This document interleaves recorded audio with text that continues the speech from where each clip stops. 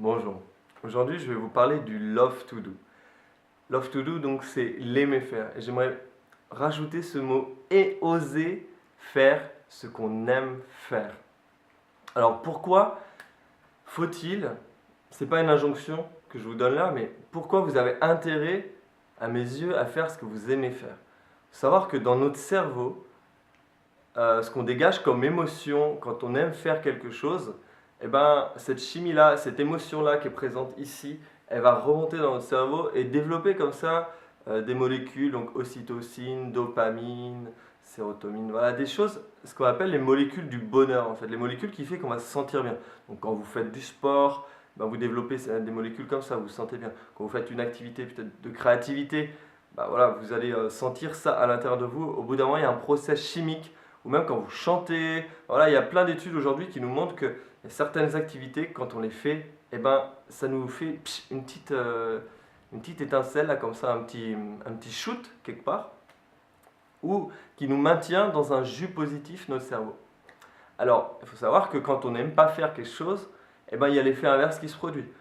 À savoir, bah, si vraiment là ce que je fais je l'aime pas, mon émotion va être négative, donc du coup je vais commencer à développer une chimie qui va être négative et qui va pouvoir avoir des conséquences comme bah, voilà, générer plus facilement des maladies ou amener de la dépression ou des aspects comme ça qui vont pas forcément être agréables à vivre.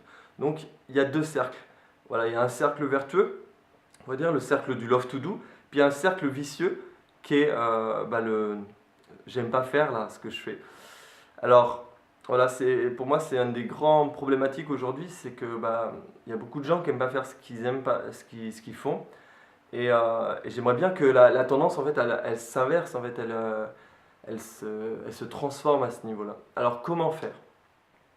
Il y avait une femme qui me demandait c'est quoi la priorité en fait par rapport à ça. Je pense que est-ce que d'abord on doit travailler sur les enfants ou bien travailler sur les adultes? Et je pense que les deux vont de pair en fait. Parce que pour que les enfants aillent vers leur love to do à eux, on doit aussi travailler sur les adultes qui doivent incarner quelque part quelque chose de l'ordre du ouais, ce que je fais là, je suis un exemple, j'aime le faire et donc du coup bah, je rayonne ça pour les enfants en fait. Je rayonne cette joie, cette bonne humeur pour les enfants. Donc voilà, on a une responsabilité en tant qu'adulte pour l'offrir aux enfants. Donc je pense que, en fait, quelque part, la priorité ce serait de travailler sur les adultes, mais aussi en parallèle, travailler quand même sur sur les enfants, sur les programmes scolaires pour les enfants, pour les encourager quelque part à aller vers leur love to do.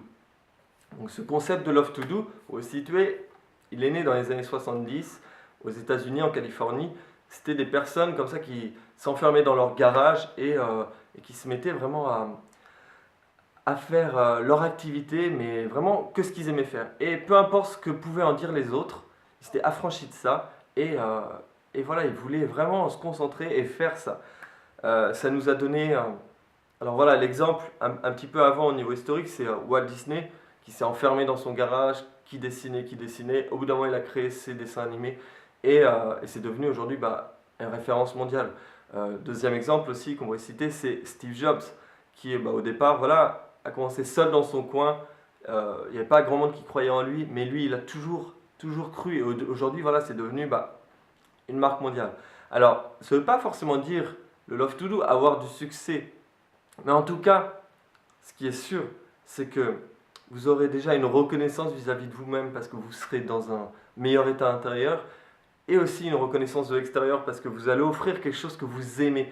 Et quand j'offre quelque chose de moi-même que j'aime faire aux autres, et ben ça se ressent et donc du coup directement par un effet de retour, un effet papillon, j'ai des retours positifs.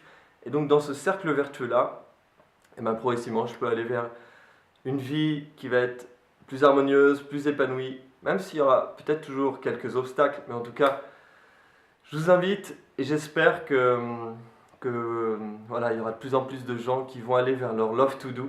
Et aujourd'hui, je vois qu'il y a de plus en plus de jeunes qui vont vers ce love to do, donc ça me met en joie et je me dis que bah, les choses vont se transformer. À très bientôt, j'espère que cette vidéo vous aura servi et je vous dis ouais, donc à bientôt dans l'art de trouver sa voie.